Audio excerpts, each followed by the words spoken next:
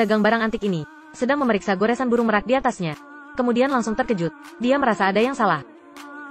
Apa ada yang salah, Pak? Oh, enggak kok. Dia tak bisa berkata apa-apa.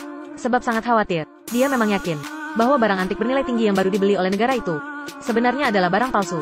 Tapi dia tak mau cari masalah. Justru langsung berbalik dan pergi. Tiba-tiba direktur menghentikannya.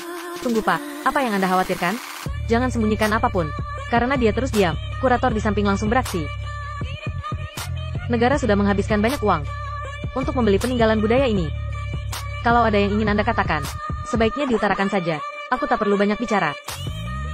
Tapi sejujurnya, aku sangat benci dengan orang yang mencari keuntungan. Dia sudah merugikan banyak orang. Tapi, benda ini memang tidak biasa. Aku saja sampai bingung. Bagaimana harus menilainya? Ini barang palsu. Iya, memang barang palsu. Tapi direktur sama sekali tak percaya. Puluhan pakar peninggalan budaya yang ikut hadir sama sekali tidak menemukan kejanggalan. Dan cuma Bobby saja selaku penjual barang antik yang menyadarinya.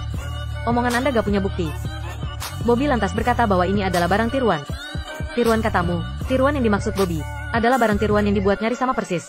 Dan sering disebut KW Super. Juga sangat terkenal di masa kerajaan. Jadi dibuat di zaman dulu juga. Dan dibuat oleh beberapa orang. Bobby menjelaskan, dari bentuknya saja, sudah bisa dilihat bahwa ini cuma benda pajangan. Dan sangat detail. Tapi ini bukanlah yang dibuat oleh kerjaan. Karena ada tanda KW di atasnya. Di mana tanda itu? Bobby lantas menunjuk gambar burungnya. Lalu berkata, cuma bisa dilihat lewat kaca pembesar. Direktur lantas melihat lebih dekat. Ternyata memang ada sebuah tanda di sana. Dia sampai pingsan. Semua orang terkejut. Tapi Bobby lah orang yang paling kebingungan di sana. Sebab dia tahu, siapa yang sudah menjual barang mahal itu. Sepulang ke rumah, Bobby semakin merasa tak beres.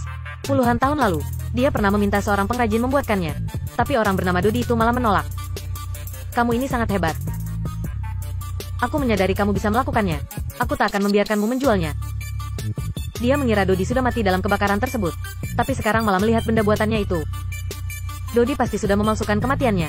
Bobby ingin segera menemukannya. Tapi sebelum menyelidiki keberadaan Dodi, kabar buruk keburu datang. Direktur sudah bunuh diri. Kemarin sore, dia melompat ke danau di taman. Ini bagus. Dia cuma harus mencari Dodi dan menyelesaikannya. Murid si direktur, Mike, langsung pulang dari luar kota. Apa yang sebenarnya terjadi? Dia dibunuh karena membeli barang palsu.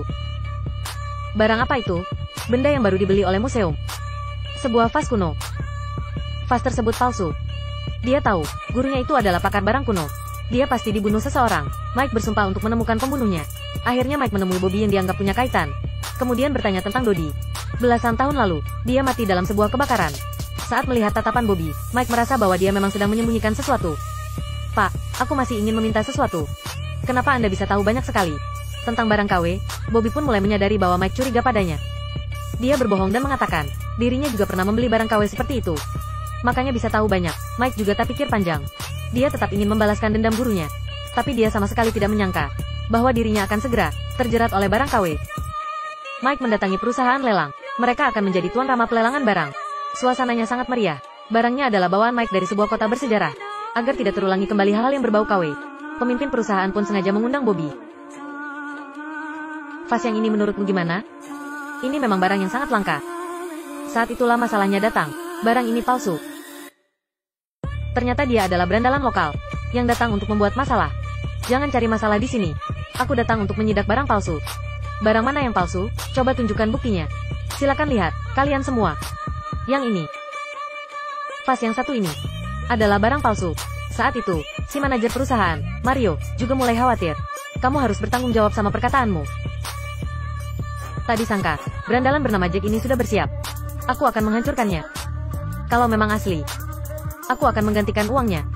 Juga bersedia menghadapi tuntutan hukum. Memangnya kenapa harus dipecahkan? Buktinya ada di dalam. Ada tanda di sana. Aku yang membawa vas ini. Aku sudah memeriksanya dengan teliti. Gak mungkin palsu. Bobby juga tidak percaya. Mana mungkin pria seperti Jack bisa memahami barang antik. Tanda apa yang ada di dalamnya? Tanda barang KW. Pecahkan saja. Aku juga mau lihat. Apakah kamu bisa membuktikannya? Oke, lihat ini.